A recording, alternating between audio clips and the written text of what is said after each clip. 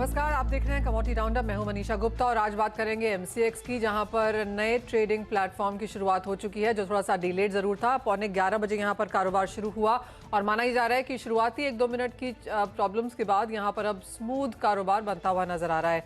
साथ ही बात करेंगे एक बड़े मुद्दे पर, जो है चावल, जहां पर सरकार लगातार सख्त है और इंडस्ट्री ने भी यहां पर अब स्ट्रॉन्ग कदम उठाए हैं। क्या है दोनों की बातचीत, आपको बताएंगे। साथ ही बात करेंगे यहां पर सोने चांदी में, जहां पर निखार बरकरार है। अगर पिछले 10 दिन की बात की जाए तो ऑलमोस्ट $100 की तेजी यहां पर सोने में देखने को मिली है और पिछले हफ्ते की जो 5.5% की तेजी है वो 7 महीनों में बेहतरीन हफ्ते की बढ़त के साथ दर्ज करती हुई नजर आई है। हमारे साथ कार्यक्रम में बात करने के लिए जुड़ रहे हैं all India rice exporter association के प्रीवियस प्रेसिडेंट विजय सेतिया। साथ ही जुड़े हैं निर्मल बांग कमोडिटीज के कुणाल शाह, एलकेपी सिक्योरिटीज के जतिन त्रिवेदी और ब्रेक के बाद सोने पर बात करने के लिए इब्जा की MP state president Anil Kataria जुड़ेंगे हमारे साथ। जतिन, आपका एक्सपीरियंस कैसा रहा ट्रेड के साथ?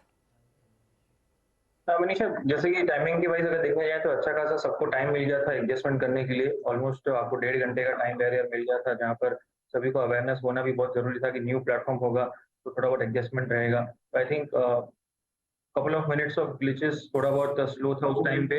उसके बाद मुझे लग रहा है अभी स्मूथ है और सभी को उसके अंदर एडजस्टमेंट का भी टाइम हो गया, तो मेरे हिसाब से आगे जाके एक अच्छा ही एक्सपीरियंस रहना चाहिए, क्योंकि ये एडवांस तरीके का ही अपने एक प्रोविजन रहेगा एमसीएस की तरफ से। तो I think it is going to be for better. लेकिन जाते जाते जतिन, एक क्विक सेंस यहाँ पर कच्चे तेल पे लेना चाहेंगे, जहां पर 91 के ऊपर कारोबार अब।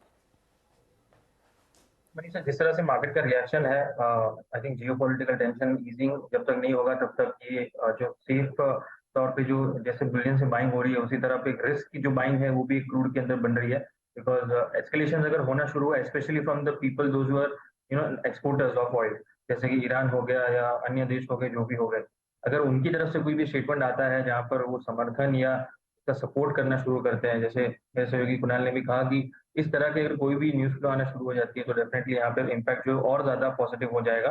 और क्योंकि अंडरटोन अभी भी फिलहाल जो है वो कहीं न कहीं टेंशन का और तनाव का बना हुआ है, इसलिए बहुत ज़्यादा लोअर लेवल्स आएँगे नहीं। यहाँ पर बाइंग जो है वो लोअर लेवल से बनती रहेगी।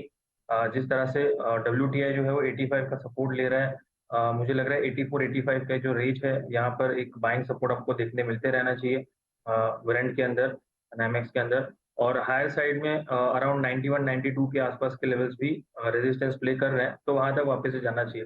तो अभी फिलहाल कोई डेवलपमेंट नहीं होता है तो ये रेंज के अंदर रहेगा, लेकिन कोई भी डेवलपमेंट आ जाती है नेगेटिव साइड में जियोपॉलिटिकल इशू को लेकर के, तो ये शूट अप होगा जरूर। एमसीएक्स पर देखने जाएंगे तो 7100 एक स्ट्रॉन्ग सपोर्टिव जोन है और हायर साइड पे 7450 7500 रेजिस्टेंस है। तो बाइंग ऑन डिप्स रिकमेंडेड है जब तक 7100 के ऊपर मेंटेन है एमसीएक्स पर। जी मनीषा। ऑलराइट, यानी कि शॉर्ट करने की राय यहाँ पर कहीं पर भी नहीं है, खरीदारी ही करके आपको आगे चलना है। जिस तरह के सेफ हेवन बाइंग अपॉर्चुनिटीज हमने उभरते हुए देखे हैं, उसका फायदा एनर्जी प्रेशियस मेटल्स उठा सकते हैं। लेकिन इसी के साथ कार्यक्रम समेटने का समय है। आप सभी का बहुत शुक्रिया साथ जुड़ने के लिए। एक ब्रेक के लिए रुकते हैं, वापस लाएंगे तो लेकर आएंगे इक्विटी मार्केट्स का पूरा हाल।